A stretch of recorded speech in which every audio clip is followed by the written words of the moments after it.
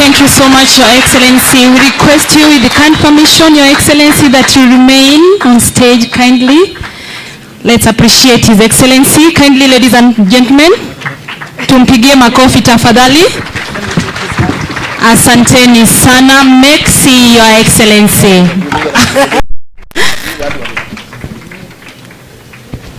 Thank you so much, Your Excellency. It's now time for gifting. These people have really felt that you've taken your time to grace this occasion. And now, Your Excellency, allow me to invite on stage to join you the CEO Boma Pan-Africa, Dr. Abbas Gulet, together with the Kenya Red Cross Secretary General, Dr. Idris Ahmed, who are going to gift you, Your Excellency. One gift is by the Kenya Red Cross Society, and the other one is by the Boma International Hospitality College, Your Excellency.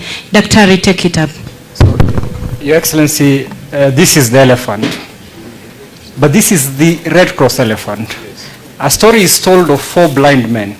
Each one was asked to touch the elephant and describe the elephant.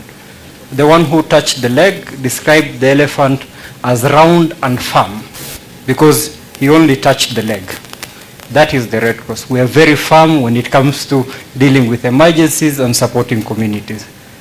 The one who touched the belly described it as big and round.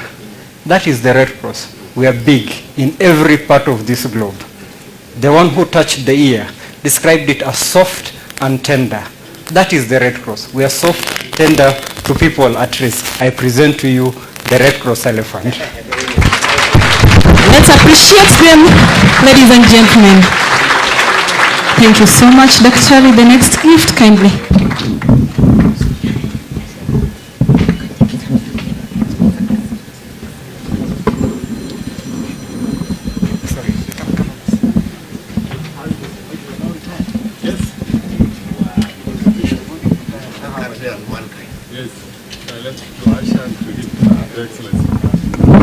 Your Excellency, we are reminded of the late President Daniel Toroitich Arap Moi.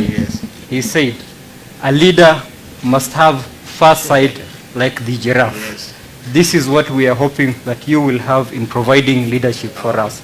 Uone mbali sana. Asante sana, Your Excellency.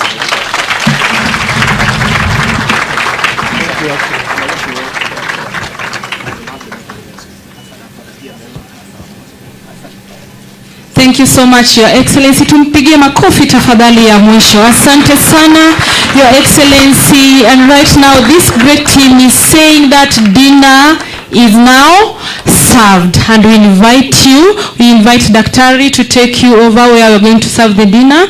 Ladies and gentlemen, the rest requested to hold on a little bit and allow His Excellency and the delegation that is sitting with him on that table to serve first. Thereafter, we are going to join in a very organized manner, table after table.